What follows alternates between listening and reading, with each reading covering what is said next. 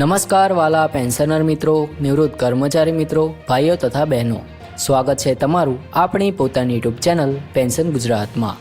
તો મિત્રો, હું આશા રાખું છું કે તમે બધા સ્વસ્થ હશો, સુરક્ષિત હશો અને તમારો પરિવાર પણ સુખી હશે। મિત્રો, આજનો આ વિડીયો માત્ર સમાચાર નથી, પરંતુ કરોડો પેન્શનરો અને સરકારી કર્મચારીઓ માટે આશાની એક નવી કિરણ છે। ખાસ કરીને ગુજરાત રાજ્યના પેન્શનરો અને કર્મચારીઓ માટે આ માહિતી ખૂબ જ મહત્ત્વની છે, એટલે વિડીયો ખાસ કરીને અંત સુધી જરૂરથી જોતા રહેજો। મિત્રો, આજના વિડીયોમાં આપણે એક એવા મોટા સમાચાર વિશે વાત કરવાના છીએ જે કેન્દ્ર સરકારના ધોરણે હવે ગુજરાત રાજ્યમાં પણ લાગુ થવાની ચર્ચા છે। આ સમાચાર મુજબ આવનારા 8મા પગાર પંચ હેઠળ પગાર અને પેન્શનમાં નોંધપાત્ર વધારો થવાની સંભાવના છે અને આ વધારો સીધો રૂપિયા 37,800 સુધી પહોંચી શકે છે। હવે મિત્રો, સૌપ્રથમ સમજી લઈએ કે આ સમાચાર શા માટે એટલા મોટા અને મહત્ત્વના છે। તો કારણ કે મિત્રો, 8મા પગાર પંચથી દેશભરના લગભગ 1,19,00,000 એટલે કે 11.99 મિલિયન જેટલા કર્મચારીઓ અને પેન્શનરોને સીધો ફાયદો થવાનો છે। તેમાં કેન્દ્ર સરકારના કર્મચારીઓ ઉપરાંત કેન્દ્રના ધોરણે પગાર લેતા રાજ્યોના કર્મચારીઓ અને પેન્શનરો પણ સામેલ છે, જેમાં ગુજરાત રાજ્યના કર્મચારીઓ અને પેન્શનરોનો પણ સમાવેશ થાય છે। મિત્રો, હાલની સ્થિતિ મુજબ જો કોઈ કર્મચારીનો ન્યૂનતમ મૂળભૂત પગાર રૂપિયા 18,000 પ્રતિ માસ એટલે કે દર મહિને હોય તો 8મા પગાર પંચ લાગુ થયા બાદ એ જ પગાર વધીને લગભગ રૂપિયા 38,700 પ્રતિ માસ થઈ શકે છે। હવે મિત્રો, વિચારો કે સીધો લગભગ રૂપિયા 20,000નો વધારો, એ પણ માત્ર બેઝિક પગારમાં। મિત્રો, હવે અહીં એક મહત્ત્વનો શબ્દ આવે છે, ફિટમેન્ટ ફેક્ટર। પગાર પંચમાં આ ફિટમેન્ટ ફેક્ટર ખૂબ જ મહત્ત્વપૂર્ણ ભૂમિકા ભજવે છે।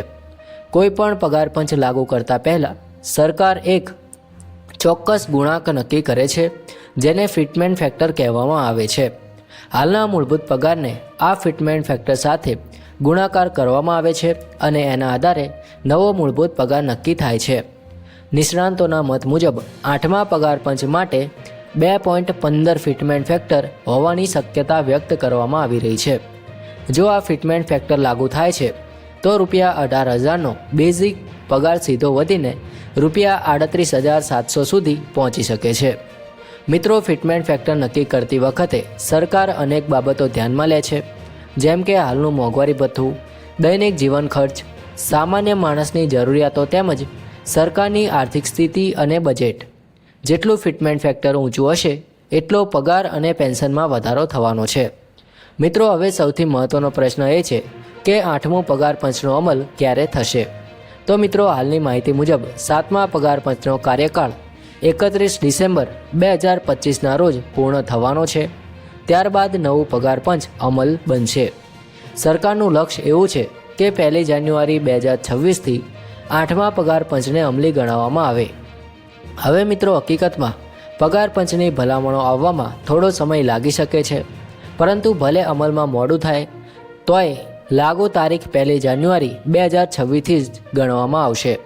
આનો સીધો અર્થ એ છે કે કર્મચારીઓ અને પેન્શનરોને વિલંબ સમયગાળાનું બાકી ભથ્થું અને એરિયર્સ મળવાની પૂરેપૂરી સંભાવના છે। મિત્રો, હવે વાત કરીએ પેન્શનરો વિશે, કારણ કે પેન્શન ગુજરાત ચેનલ ખાસ કરીને પેન્શનરોના હિત માટે કાર્ય કરે છે। જેમ રીતે ફિટમેન્ટ ફેક્ટર કર્મચારીઓના પગારમાં લાગુ થાય છે, એ જ રીતે પેન્શન પર પણ ફિટમેન્ટ ફેક્ટર લાગુ કરવામાં આવે છે। એટલે મિત્રો, 8મા પગાર પંચ પછી પેન્શનરોનું પેન્શન પણ નોંધપાત્ર રીતે વધશે। હાલમાં પેન્શન ઓછું છે તે પેન્શન 8મા પગાર પંચ પછી ઘણી મજબૂત થવાની શક્યતા છે। આ વધારાથી પેન્શનરોને મોંઘવારી સામે થોડી રાહત મળશે, દવાઓ, ઘર ખર્ચ અને રોજિંદા જીવનમાં સહારો મળશે। મિત્રો, મોંઘવારી ભથ્થા વિશે પણ એક મહત્ત્વની માહિતી છે। સામાન્ય રીતે જ્યારે નવું પગાર પંચ લાગુ થાય છે ત્યારે શરૂઆતમાં ડીએ 0 એટલે કે 0%થી શરૂ થાય છે અને ત્યારબાદ સમય જતાં ફરીથી વધતું જાય છે। જો કે HRA, પેન્શન અને અન્ય લાભો પહેલાંની જેમ જ ચાલુ રહેશે। મિત્રો, આજે જે માહિતી આપણે ચર્ચા કરી છે તે કોઈ અફવા નથી, પરંતુ નિષ્ણાંતોના અંદાજ છે। અગાઉના પગાર પંચના અનુભવ અને હાલની પરિસ્થિતિને આધારે તૈયાર કરવામાં આવી છે।